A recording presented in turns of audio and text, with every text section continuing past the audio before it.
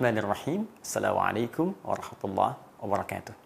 Alhamdulillah wassalatu wassalamu ala Rasulillah wa ala alihi wa sahbihi wa man wala wa ba'du.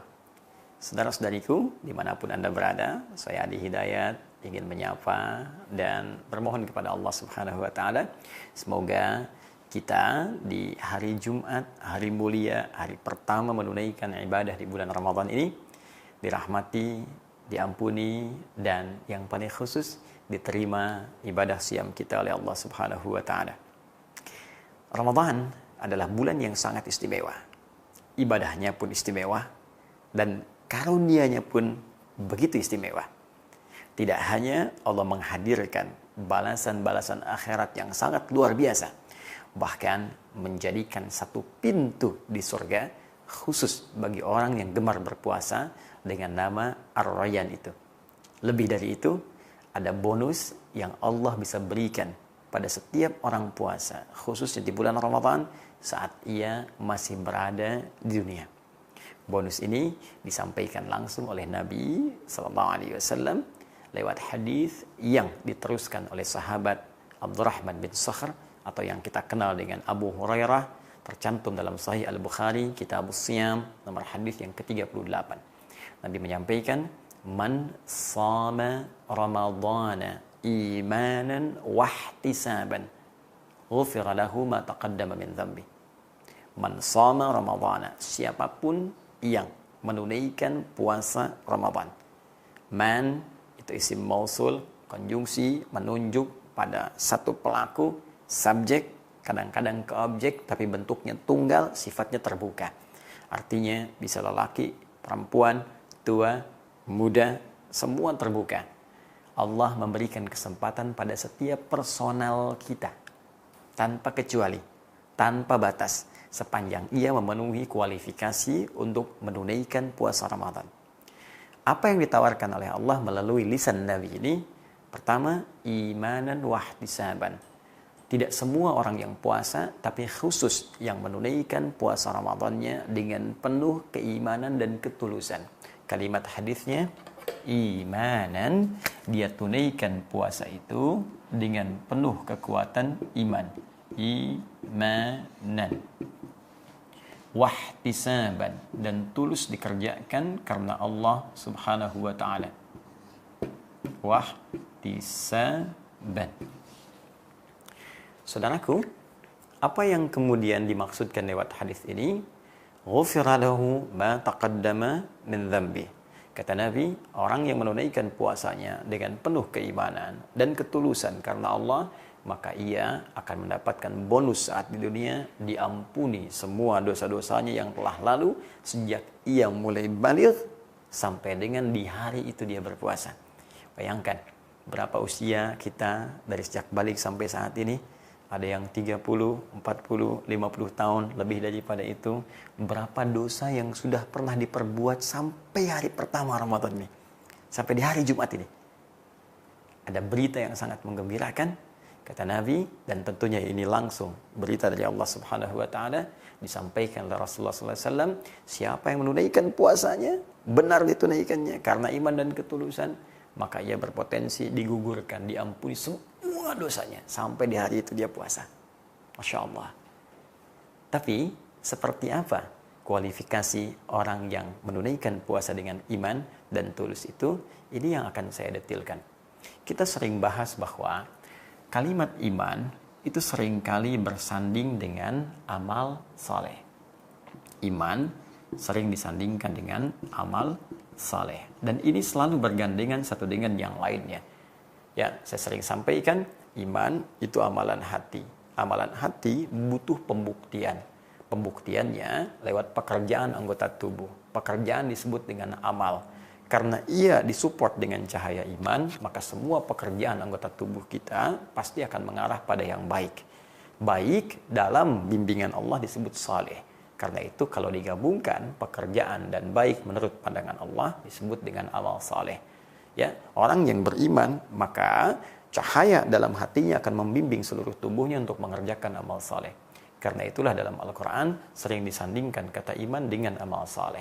Wal 'asr innal insana lafi khusr. illal ladzina amanu, iman wa amilus solihat. Iman bersanding dengan amal saleh.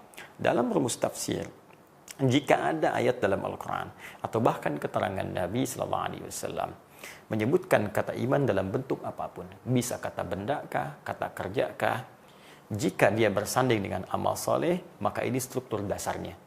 Amal soleh sebagai pembuktian dari iman.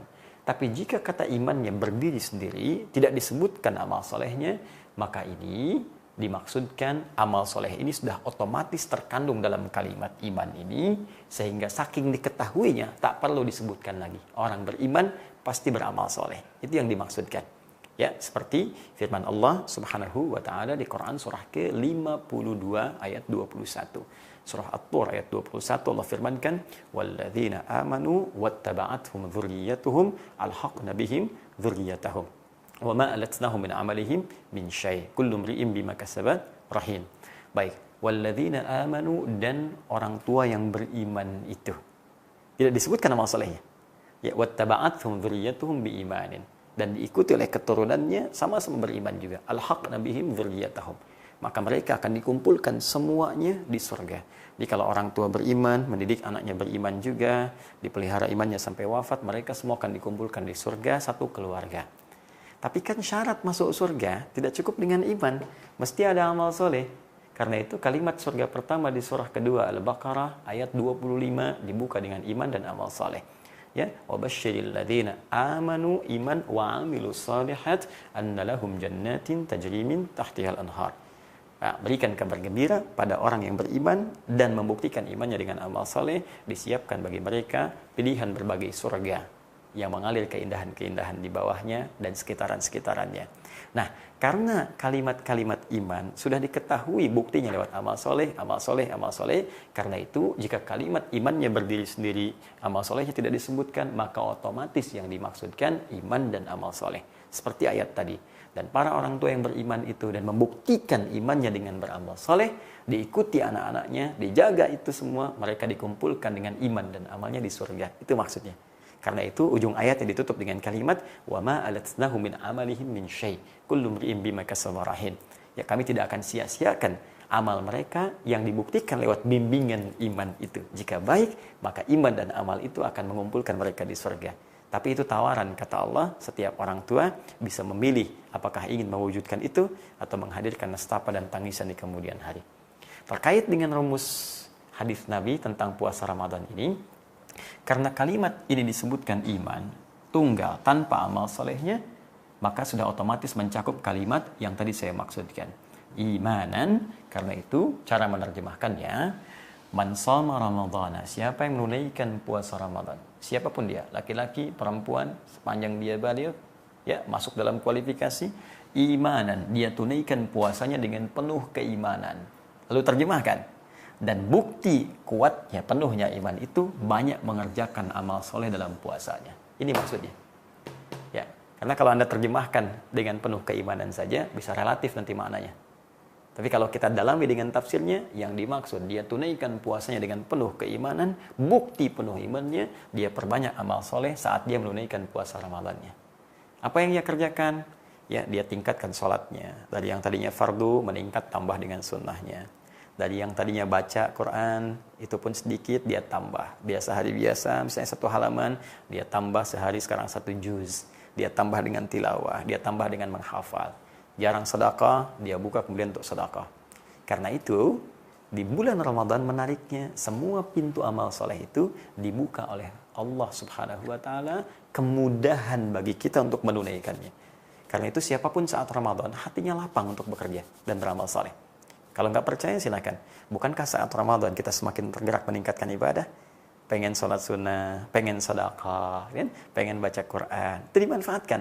Allah sudah buka seluas-luasnya. Tinggal kita bagaimana kemudian mengoleksinya dan mengumpulkan amalan yang berkualitas di hadapan Allah. Jadi ini poinnya. 1, isi ibadah Ramadan kita dengan banyak beramal soleh. Wahtisaban, dan ukur-ukur, hitung-hitung amal soleh ini supaya ikhlas. Tulus karena Allah. Ya. Jangan sampai mau tarawih karena orang tarawih, kita pun tarawih. Karena orang baca Quran, saya pun pengen baca Quran. Ya? Karena orang sedekah, saya pun pengen sedekah. Tidak. Kenapa ini penting kalimat Nabi muncul? Seakan-akan Nabi dengan bimbingan Allah sudah memprediksi akan banyak mungkin orang beramal saat Ramadan, motifnya beda-beda. Ya, mungkin karena motif ingin dipuji, ingin ria, ingin tampil, ingin macam-macam dan sebagainya. Ya, termasuk juga doakan saya dan ustadz-ustadz yang lain supaya kalau ta'lim itu tujuannya benar karena Allah, bukan karena ingin eksis di YouTube, bukan karena ingin cari follower, bukan karena macam-macam. Nah, itu yang paling berbahaya. Ya, jadi ukurannya kalau kita bisa beramal dengan baik, dilakukan dengan tulus, maka dua hal ini cukup kemudian menggetarkan arsy dan menjadikan Allah memberikan anugerah terindah dalam hidup kita dan petualangan kehidupan kita di dunia ini dengan mengampuni semua dosa-dosa kita yang pernah kita kerjakan saat di puasa itu. Maka dua hal ini bisa menggugurkan dosa yang pernah kita kerjakan selama hidup kita dalam periode balik sampai hari pertama Ramadan ini. Siapa yang tidak berminat? Kalau Anda bertanya, masa sih Ustadz? Sudah, kaidah ini tuntas.